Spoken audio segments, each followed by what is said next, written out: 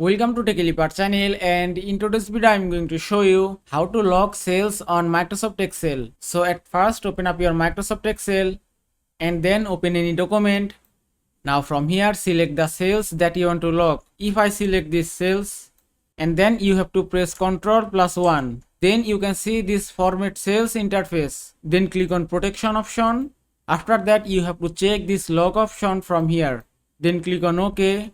And then click on review, and on the protect option you can see protect sheet. Then just click here and then type your password, then click on OK, then retype your password again to confirm it, then click on OK, and it's done. Now if you click on this sales, and you can see the sales are locked now.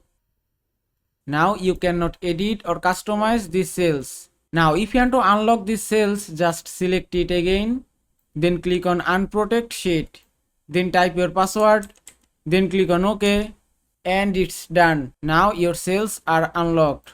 And that is how you can lock sales on Microsoft Excel. I hope this video was helpful. If it was, please give it a thumbs up and don't forget to subscribe